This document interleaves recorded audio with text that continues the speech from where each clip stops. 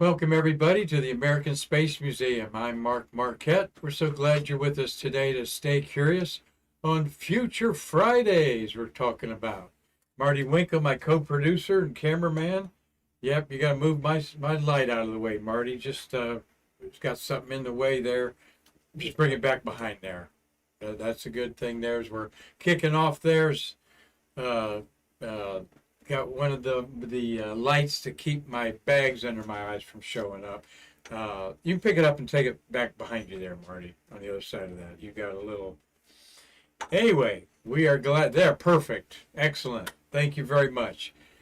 Once again, I am Marquette, and we're so glad you're with us to stay curious this Friday. Is May 26th. Where's the month of May gone? But we're going to talk. We've been talking about 10 shuttles of the month of May, and we're going to talk today about the crossroads that the International Space Station and the whole low Earth orbit community is in to have their science continue, as definitely the ISS has its sand of its hourglass running out, so to speak. They're looking at by 2023, all right, maybe a year or two after that, it's going to have to be dumped into the ocean somewhere, as it's becoming wore out, lots of parts to it, and that's going to be a sad day. Well, what's happening is a new rocket renaissance is going on, is involving the space stations. That many companies are scrambling to provide services to low Earth orbit. The companies that want to put small satellites up. We're talking about today 2 more small satellites, like a toaster oven. We're taking up to space today. That's going to help for hurricane hunters, and a lot of this behind the scenes is going on to replace the International Space Station, and this is part of it right here, Marty. Is this sphere, and this connection right here is part of the Axiom proposal that's going to happen in the next 3 years. We're going to talk all about that on Stay Curious today. So, excuse me there, as I choke on myself. Future Fridays on Stay Curious. Space stations that are in the works. NASA gave away hundreds of millions of dollars to about a dozen companies, excuse me, that are doing things to maintain a human presence in what we call low Earth orbit, or LEO. Let me have a drink here. And this low Earth orbit is where resides the International Space Station at 250 miles. Higher up, 450 miles, are these Starlink satellites, communication networks, and so forth. So we are going to there's a big gold rush, if you'd wish, for companies that want to populate and provide services to space. So Marty gave me the don't touch anything sign. Yep, we just saw the flash again. This is very puzzling now. So as we are back to an iffy situation, if we go off, we will come right back. But we've been having a few little glitches, and so far, a trouble-free week, but it come back to bite us today. I just saw it again, Marty. Yeah. So you don't see it. There it is again. Now, Well, utilization is up to 42%. okay. Well, what we're going to talk about today is how Axiom and the astronauts on the International Space Station are there to kind of get used to the lay of the land, because they're going to pioneer the other Axiom astronauts that are going to go up there and build the International Space Station addition, so to speak, that you see over here left in the picture. And this is going to start happening next year. And Lopez Allegra, LA, that's his nickname, a shuttle astronaut, he is involved. Well, he flew Axiom 1 last year. And now Peggy Whitson, NASA's most experienced astronaut, is flying on Axiom 2 up there right now. They probably got another week to stay up there, but she's explaining to the other 3 passengers, 3 rookies up there, 2 people from Saudi Arabia, I believe, and there's another astronaut from the Emirates up there. So these people are all learning how to live in space, so they can. This feature on the left there, that axiom on the left, that's what's going to be built at the space station and then break off, as we show you there. The other picture that's on the right is a Northrop Grumman proposal with a bunch of other companies that,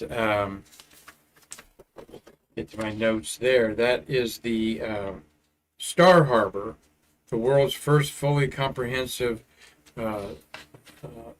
space station. Star Harbor is a group of people that are trying to start a business that will help you go to space. So on there. So so let's see where we're at, Marty, with our technical problem. You want to try and go ahead? Yeah, well, no, it won't advance. Oh, it won't advance. Okay. Well, we have 11 people on the International Space Station, 3 on the Chinese Space Station, Tiangong. That's a total of 14 people in space. That's about the 4th or 5th time we've tied that record of that many people in space. We've not gone above 14. That's kind of interesting to note as we're talking about space stations. Chinese are proposing a space station on their engineering drawing boards that could hold up to 4,000, 5,000 people, a small little town. All right, and now this is getting to the Star Trek, Star Wars concepts that might be 100 years away, maybe 200 years away. But you think about the progress made just in 60 years from Yuri Gagarin in 1961 to we got 14 people living in space and working in space. So we are still efforting our problems here on this live broadcast to stay curious. Okay, it might be okay. Want me to advance it? Okay. There we go. There's 10. Thank you, Marty. Our computer's caught up, and there are 10 of the 11 people on the International Space Station. Frank Rubio's taking the picture. Peggy Whitson's over there on the left. You got Al Alcarney, John Schaffner. They rode up on the Crew Dragon.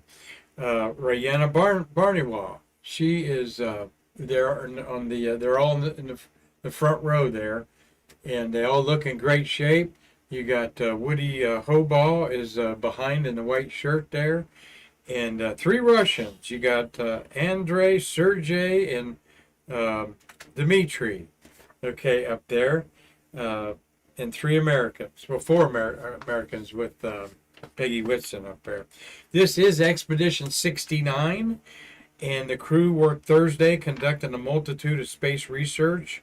Meanwhile, the orbiting lab's 3 cosmonauts started unpacking a new cargo ship and work on the European robotic arm controller. So, and then again, coming down by sometime in the early 2030s, unless some billionaire wants to save it.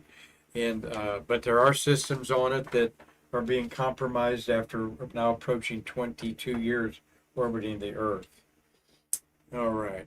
As we were teasing you there, what is that round ball there? Well, I'm going to tell you about that after a while as we go forward here with the Axiom Commercial Space Station. This is what those Axiom astronauts are up there to. They're going to build it right off the Kibo module. Okay, and this is the stages that it's going to be built. As I look at my cheat sheet on it here, to be finished in 2027. So it's a 3-year process. Each year they're taking up a cylindrical structure. The third structure will be the cupola on there. And by 2028, it's a self-sustained orbital platform that has pressurized and unpressurized payload bay capability, able to hold maybe up to 16 people. They bill each one of those segments as holding up to 8 people. And posthumously, we want to honor somebody. We don't do this very often, but it is so appropriate to honor astronaut Sally Ride on what would have been her 62nd birthday. Marty, I think I left Sally Ride's uh, notes laying around there somewhere. Where is? Oh, here I have it. Sorry. Sally was born today, May 26, 1951, in Los Angeles, California. Her bronze handprints are a well-worn feature in American Space Museum's Women in Space Gallery, inspiring both girls and boys to pursue their dreams. This is the U.S. postage stamp that in 2018 Sally Ride was honored forever with a forever stamp. In 2019, Mattel released a Barbie with the likeness of Sally. Like I said, she'd be 72 years old today. She died in 2012 at age 61 of pancreatic cancer. Her ashes were interred at Woodlawn Memorial Cemetery in Santa Monica, California. There's her handprints, a very petite lady. You ladies that buy clothes, a size 1 would be like an extra large on her. It would be definitely be hanging on her. When she flew to space on STS-7 in June 1983, she became the youngest American astronaut, age 32.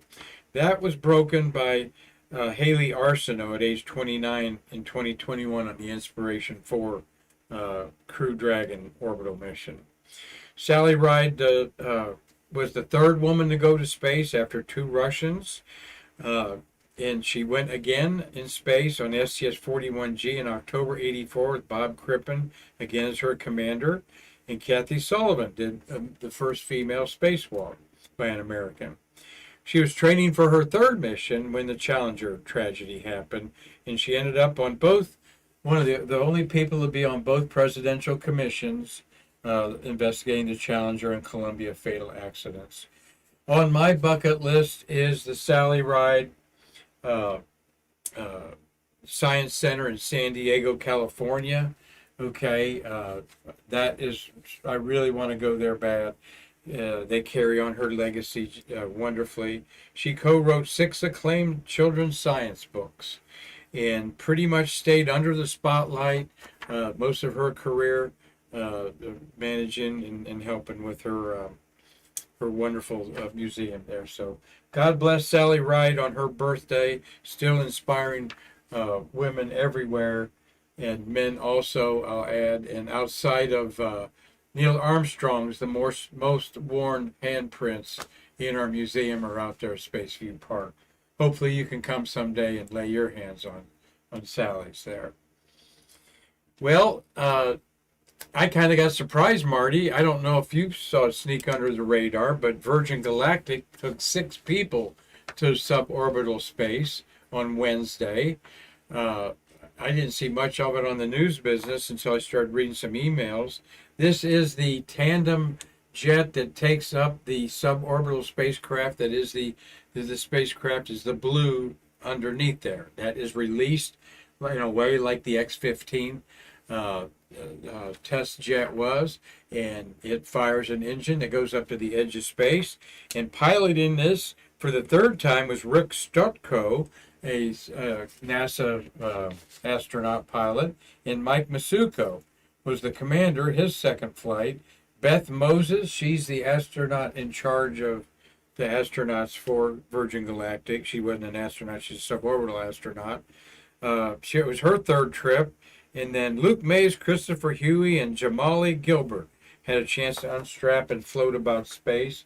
There's a view outside at the space plane to the wings. They are in the area where the windows are kind of the dominoes on the left there, the dots. Those are all the windows that they're looking out inside. And these are the special wings that there's one of them looking around in awe and wonder. Looks like there's quite a bit of room in there, Marty. This was Virgin's 5th crewed space flight, the 3rd, like I said, for Masuki, Stutko, and Moses, all right?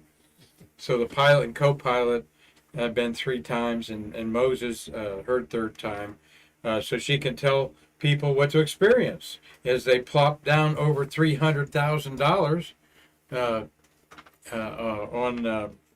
to take this ride. This was the first plane ride in 2 years since Virgin founder Richard Branson. Masuko, Moses, and 3 others went up on July 11th, 2021. Jeff Bezos took his Blue Origin up there.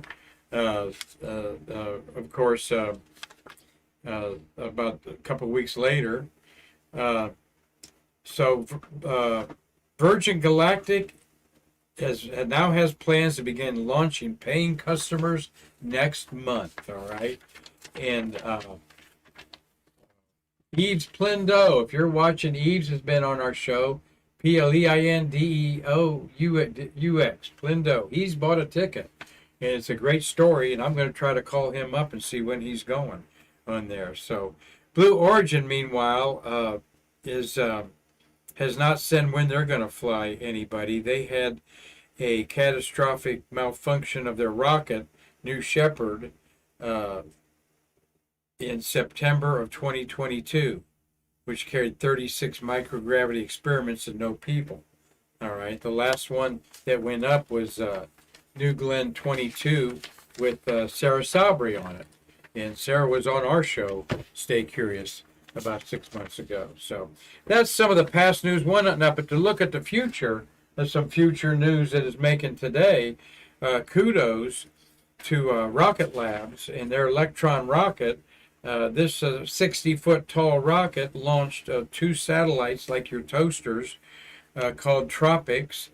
And these satellites are 4 by 15 inches and weigh 12 pounds, all right? But they were added to 2 others that were launched 2 weeks ago. And these will help NASA study tropical cyclones and forecasting hurricanes and typhoons. And NASA Administrator Bill Nelson, who spent his whole life in Florida, except in Washington, D.C., he's impressed that missions like Tropics will keep us ahead of the hurricane threats to people. So these tiny CubeSats, all right, 4 inches by 14 inches, okay, and weighing 12 pounds, all right. That's like your a skinny toaster oven. And then you unfurl the, here I got a picture of it. You unfurl the power unit there for the solar panel, and away we go. So very small rocket. It has 9 Rutherford engines, 34 successful Electron launch. They've only had 3 failures. This was their 6th anniversary of their first launch yesterday. So 6 years pioneering small payloads to low Earth orbit, and that's what future Stay Curious, looking at the future, is going to be all about, is bringing some of our local companies on to talk about what they're doing and how these payloads are very important. Well, you can't have a future of space stations without a past of space stations. So Future Friday for a moment looks at 50 years ago, Skylab from orbit, as the Skylab 2 astronauts approached it for the first time. Pete Conrad, Weiss, and I knew I was going to miss one of them up there. Weiss and Weiss was the commander of a shuttle mission. I failed to say that yesterday. Oh, Kerwin, Joe Kerwin. So senior moment there for me. Joe Kerwin's 91 years old. They saw that the meteor shield had been ripped off in the solar panel. So what they had to do was do an EVA and position this over the part that was damaged to cool it down. It was a thermal blanket. There's being sewn at Jensen Space Center, and there it is unfurled on Skylab. And we had a quick 28-day mission, then 59 days. The next crew, and then the last 3-man crew spent 84 days up there, which stood as a record for years. Well, the space station companies today are booming with ideas of how to sustain humans again, like we see there, Kerwin, Weiss, and Pete Conrad. And Weiss was a commander of a shuttle flight. Thanks for correcting me, Tom Usiak. I said he didn't fly in space again yesterday, and I forgot about that. Look at the space suits they're wearing, space clothes they're wearing are fireproof, and we might be the only place in the world when you visit our American Space Museum where you can see this outfit. This is from the Skylab Medical Experiment altitude test, where Bob Crippen, Thornton, and Bobco were in isolation for almost 2 months at the barometric and altitude pressures inside the Skylab to test everything. That is Bob Crippen's handprints at the bottom. We communicated with the 85-year-old this week, sending his thoughts and prayers to the family of Hugh Harris. And the Skylab banner in the background hung on the wall at the crew quarters. So says Joe Kerwin on the back, who gave it to us. And you note the hat that Bob Smeet is wearing there, as I call him. Bob Smeet's wearing a Snoopy hat that's the official Smeet patch. Kudos to Nick Enix, our collections manager, for putting that up there. Well, as voluminous and roomy as the Skylab space station was, there are groups of NASA veterans who want to build a space station even bigger than our International Space Station, and give you this private rubber room, so to speak. You don't need chairs in space. You just need a handrail to hold on to and look out the windows. And this is a situation, Marty, where you're going to maybe pay $20 million to enjoy this view for maybe 10 days. So this is where the future of space stations is going. Here is the Axiom space station that they're going to build 4 segments starting next year, attach it to the Kibo Japanese side of the International Space Station, and then when it's completed in 2027, by 2028, it's going to take off and be able to take people up there. It's got its own power plant at the top.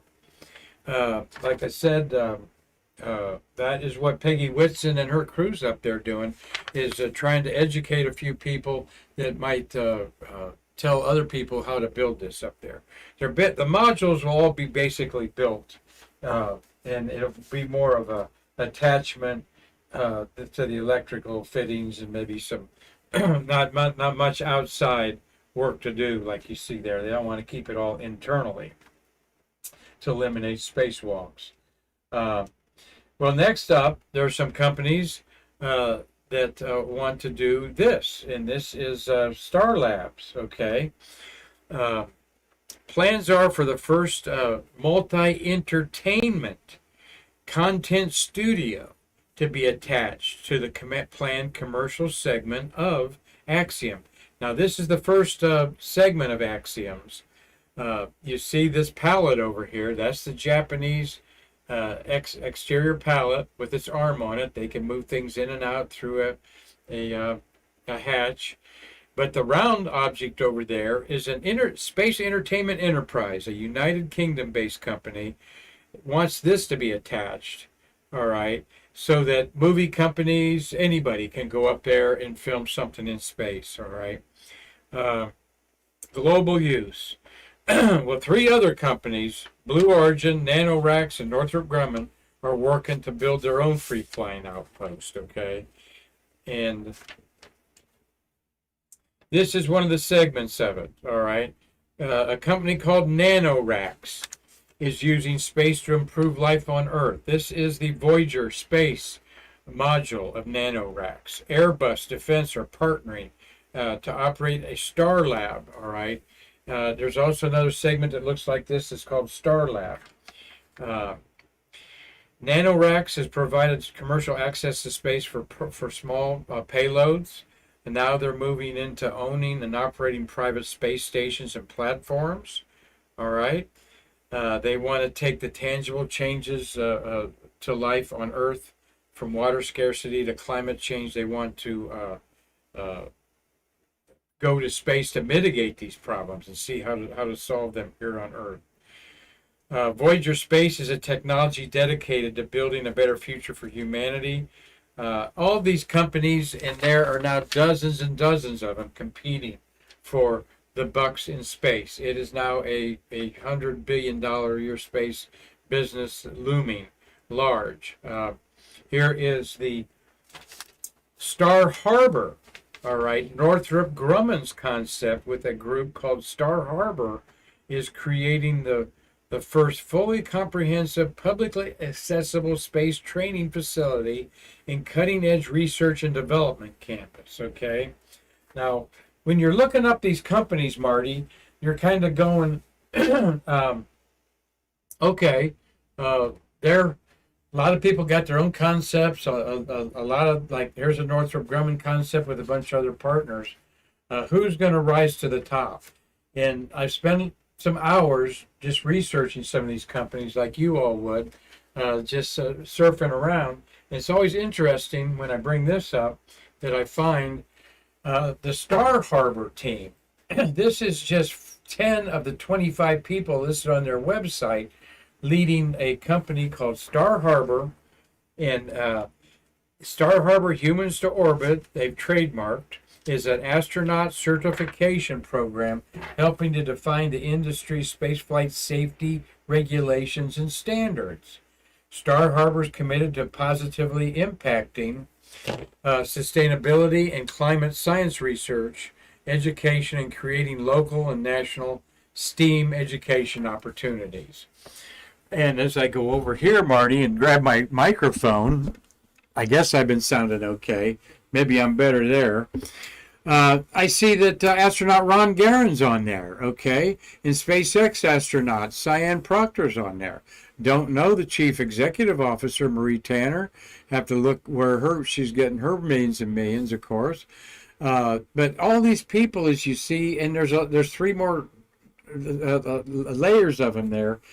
This is a huge, huge commitment by human resources, some of the finest individuals in space industry, astronauts. Ron Garen has been in our building. He did a wonderful book signing of his 3 books about a year and a half ago. So, I'm always fascinated to go a little bit deeper, and you can Google like space station companies or something like that. Star Harbor comes up. They want to partner with Northrop Grumman. Northrop Grumman, one of the biggest influencers in the business, building all kinds of things to go to space. This is all underneath the NASA Commercial Low Earth Orbit Development Program that is a $125 million incentive to design safe, reliable, and cost-effective commercial free-flying space stations in low Earth orbit. And we're going to need them because the International Space Station has a lifetime, and though we hate hearing about it, it does. One of the companies that have been on the forefront is Nevada-based Bigelow Aerospace, and many of you all might recognize this from May 2016, 7 years ago. Bigelow put their expandable activities module called the Beam up there on the space station. And though it looks like something I might make out of shingles or something, Marty, there it is. It is actually expandable and blown out. And it works. It works so well that there is Italian astronaut Napoleon Espinali inside of it. It's not very big, but they were going to give it a 2-year test and then let it go and let it burn up in the atmosphere in 2016. And they found that 7 years later, it's still a great storage facility. Bigelow set up some interior things, I believe, when they knew that they were going to keep it up there. So it's become like that shed out in the backyard for the International Space Station astronauts, where they can stow stuff that they only need once in a while, like to mow the yard or something like that. Well, Bigelow Aerospace has a pretty interesting founder. He's a billionaire you don't hear much about, Robert Bigelow. He's from Nevada, so yep, you're right. He made his money on the strip and the casinos there in Las Vegas. And he has got a lot of big plans. One of them is this, Marty, this gigantic habitat. I'll go to the next one there. Oh, I went backwards. There we go. Here is Bigelow's proposed habitat. Now, they've had this proposed for 4 or 5 years. Actually thought that they would start orbiting it 2 years ago. But there are all of these models I've shown you, art concepts. The hardware is being built for them. Some of these segments are in production now. Particularly Axiom has got a lot of their units framed out and ready to go. Here you see a SpaceX Crew Dragon coming up to dock with the Bigelow. Now, the idea, what you can't tell about these concept, Marty, are how big are they inside, all right? Well, you kind of can. There's a Crew Dragon on the right, all right? So each module there might hold 4 to 6 people, and this is sort of what it looks like inside, where the idea is to have one side of these modules to be the long-term storage and emergency supplies and things like that, where the other side is your living quarters, your science stations, your personal quarters, your entertainment display, and they even have to have a bridge. You have to have a control area there to keep people to keep everything oriented right and so forth. So it looks like they've got a battery area there to recharge the batteries. Solar panel is what everybody's still thinking about, though there's been some proposals of late to talk about nuclear energy that we're going to talk about on future Fridays on Stay Curious. Well, glad that you've been with us today. Here is one final concept that we want to look at. This is a concept by, who is that a concept by, Mark? Forgot which one that is there. Airbus, yeah, that's one of the Airbus designs. Airbus is one of the world leaders of the space business as well as aviation. Their Airbus jets and so forth. Or here's their concept. They have different layers inside there. Now this is getting to look a lot more like the when we were in the 60s and 70s, what we thought space stations would look like in there. But we know that it's an evolving process. We're still talking about cylinders. Don't have the big concepts yet of the big 2001 wheels and gravity assists. Here's what Axiom again is going to be building over the next 3 years and attaching it to the International Space Station. Can't wait to see that view, photos out of that view there. That cupola, you could look like stand up in it and feel like you're free floating. Here's a concept by the Chinese. Actually, this is a concept to have 3,000 to 5,000 people on a type of space station like this, living in space. And here's another futuristic concept of a serious space station, what we like calling a starport, but still hard to beat the old 2001 Space Odysseys by Robert McCall, and having the gravity assist on there. So, Marty, hope that you enjoyed today. We thank you for solving our problems, or we waited it out there. Doug Forrest, hope you have a great Memorial Day weekend, everybody. Dave Stangy's out there. We want to wish that Christopher Mick has a good Memorial Day weekend. Cynthia Rossi, Bill Whiting. We got Bill Whiting, Larry Pusker, and Dave Stangy all up in Michigan, Marty. All right. And I know Michigan's a beautiful place to be if you can't be in Ohio. So, Carlton Bailey, hi to you. And maybe we'll see you over this long weekend. And Seren Esau is watching us. So, seriously, enjoy what the holiday's all about, to remember and honor our wonderful people that have kept our country free and safe, the proud, the brave out there. And also enjoy all the sports going on. Marty, it's hard to believe 3 years ago our world was hunkered down with COVID, and the celebrations were nothing. So light a firecracker and a candle for me out there, as we appreciate you having us as part of your routine on Stay Curious, and tell your friends to join us on YouTube as we expand our content as well as our reach for Stay Curious there. So, Marty, thanks for a great week. We surmounted our little beginning problems. Thanks for you staying with us, folks.